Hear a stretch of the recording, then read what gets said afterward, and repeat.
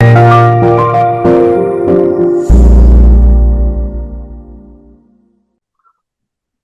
everyone, greetings from National Skills Network. And this is a special talk we have organized on a special occasion. And the occasion is that CII is going to host the 10th Global Summit on Skill Development and Livelihood. And this year, the theme is going to be focusing on global mobility of skilled talent. So in this connection, today we have an industry leader with us. We have with us Mr. Aditya Ghosh. Welcome to this talk, sir. Mr. Aditya Ghosh is the co-chairman, CII National Committee on Skill Development and Livelihood, and he's the co-founder, Akasa Airlines, and chairperson, Social Enterprise Central of SEWA.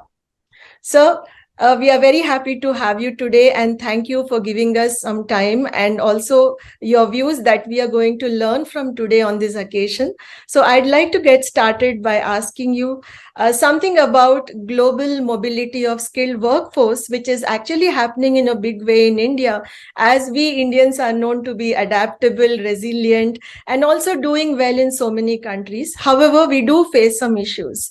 If we were to build bridges between countries for mobility of workforce, what could be the 5 key pillars that need to be strengthened as per your views? Well, thank you, Madhuri.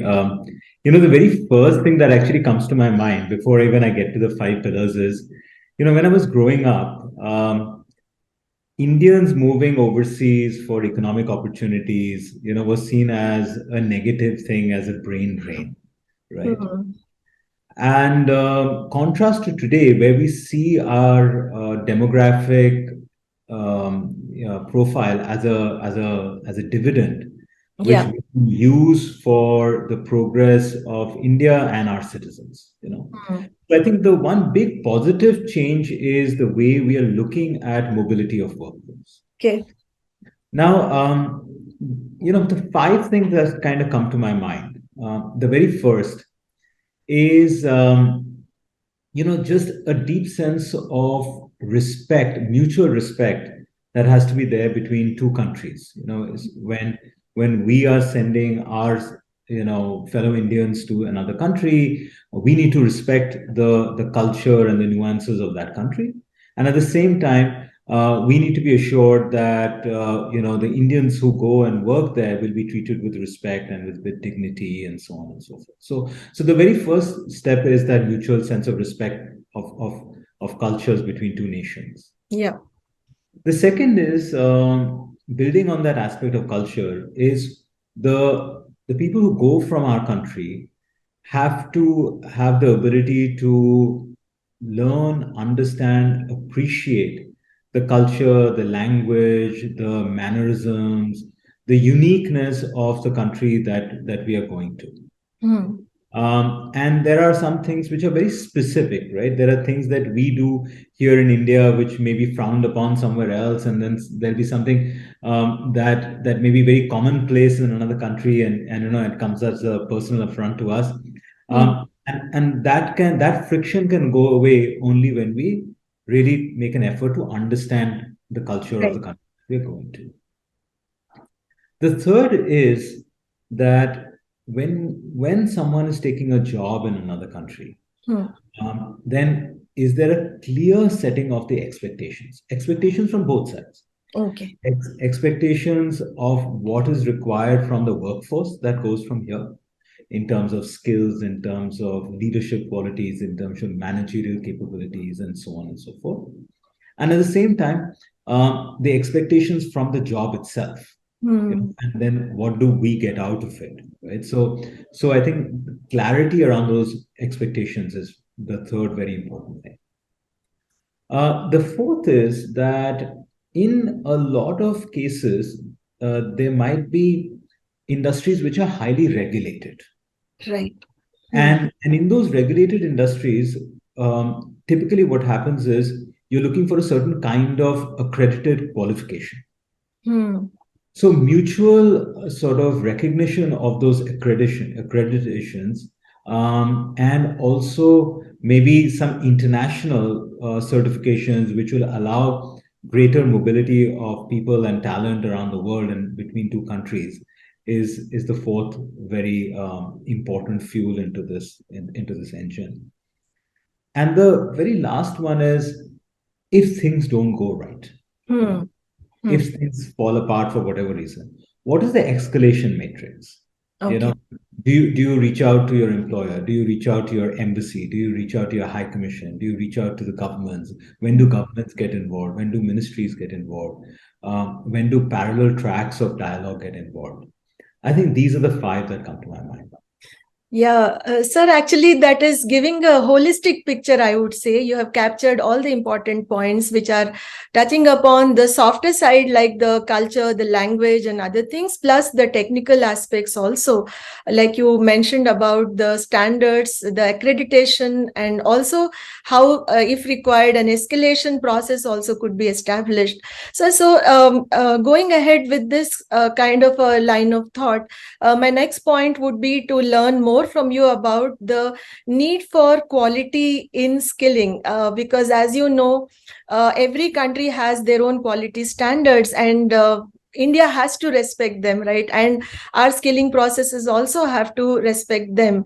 So how do you think these things have to be, how do we ensure this quality, and what do you foresee as some critical challenges, sir, in this particular area? Um, well, quality is another way of saying that, are we delivering on what we are promising, right? Right.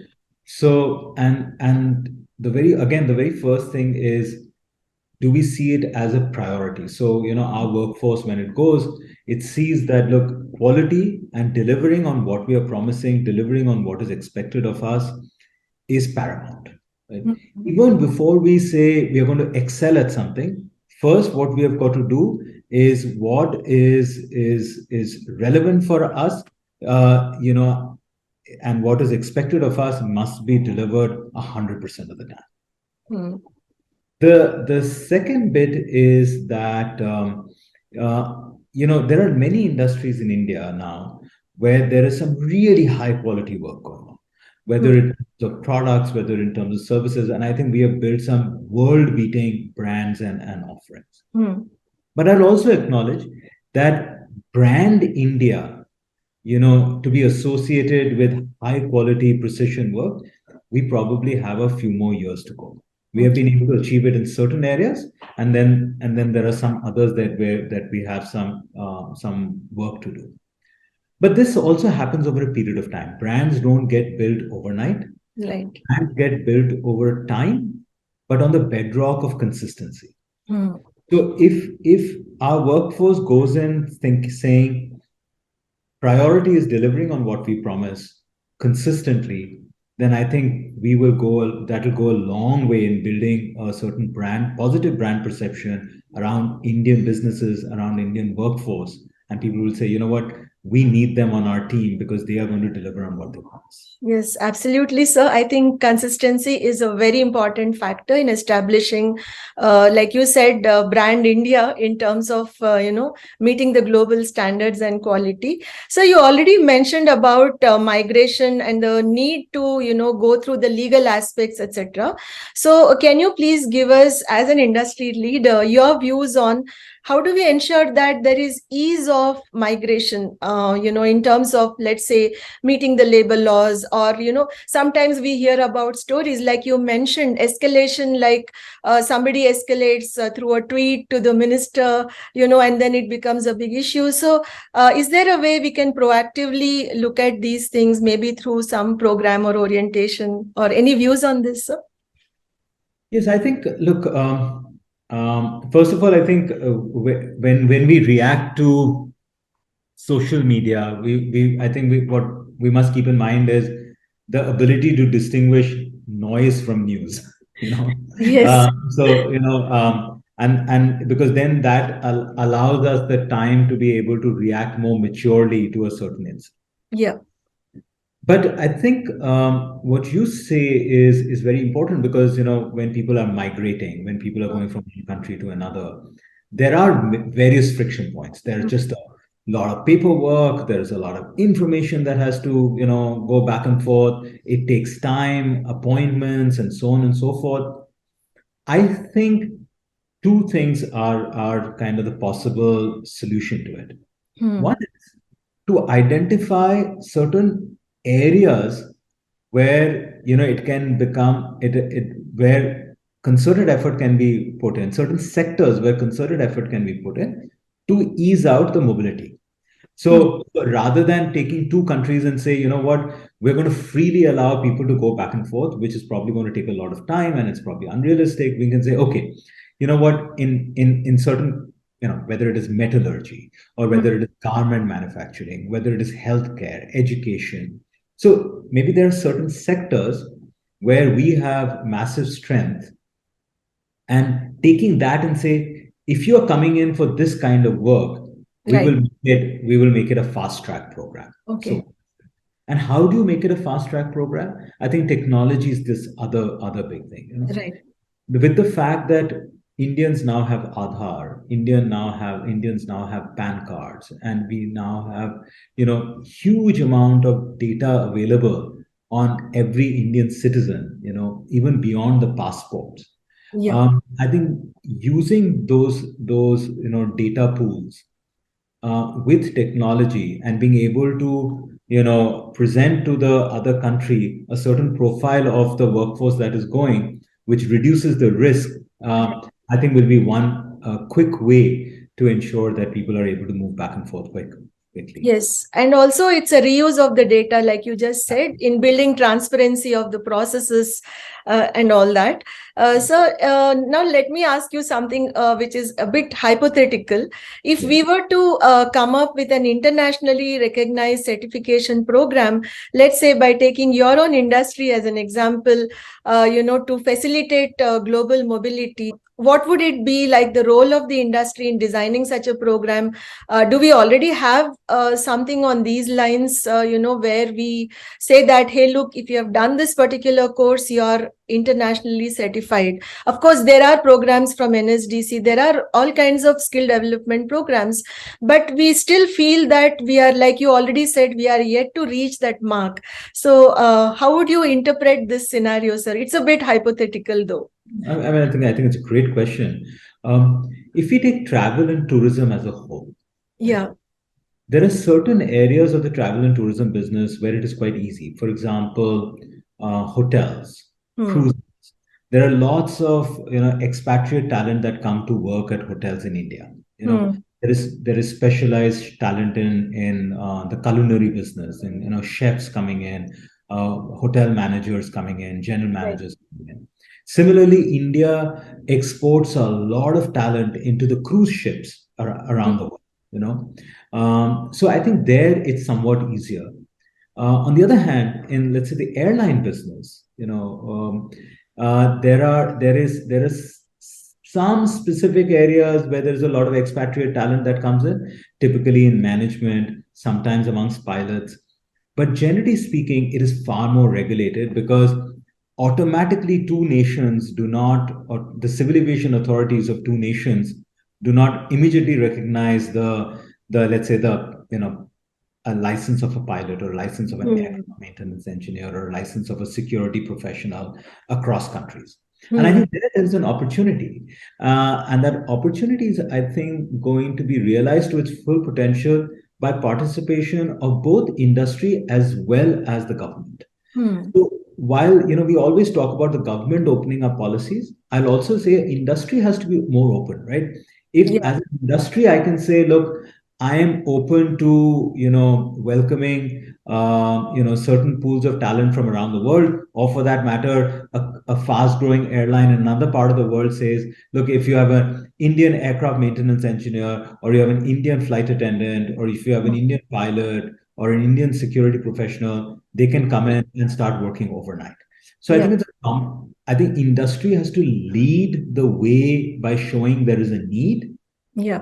And on the other hand, there is a pool of talent in some other part of the world. And then I think governments have to come in and create a policy framework that then makes this far more fluid than what it is Right. today. So, and the summit, which is coming up soon in a couple of days, do you foresee these discussions happening? What is the road ahead for CII, and what is the role CII would be playing so in the coming months and years? Well, I think very next week itself, on the 13th of December, we have the 10th CII Global Summit on Skill Development and Livelihood. I'm going to be spending the whole day there, and I think it's going to be very exciting to bring in experts from around the world, from different sectors, from manufacturing to services to technology and so on and so forth. And I mean, I know we will not be able to solve for everything in one day, clearly, but building relationships and building trust will be, I think, one of the key elements of this day, where at the end of the day, if people go away thinking there is this massive opportunity that we have to address, I think we would have done our job on that day. Having said that, we also have a very significant year this year, with India taking the presidency of the G20, CII being the secretariat of the B20. As far as I'm concerned, I'm hoping that I'll be able to, offer my assistance to CII as well as the B20, in sort of bringing together these various stakeholders, the government, the industry, pools of talent, skill development institutions, certification authorities, and as well as kind of start creating opportunities for multilateral dialogue on this subject. So I think it's a very, very exciting year ahead, and I'm so glad that that CII is taking such a key role in this, and I think the world is watching us. Yes, yes, sir, definitely. And is there something else you wish to add, so before we come to the closure of this conversation? Well, the most immediate thing is that if we can, I hope people will come and participate in great numbers on the 13th at the Global Summit, and then more importantly, I think we always learn from the ideas of others, and therefore all those people who are listening into this interview, I'm sure they have valuable opinions, experiences, and if they can share it with us in our CII National Committee on Skills Development and Livelihood, we will be only that much richer, and we'll be extremely grateful for that participation. Yes, sir. We definitely look forward to good participation. And thank you so much, sir, for giving us your time today. I look forward to meeting you during the event. Thank you. Absolutely. And thank you very much for doing this. Thank you, sir.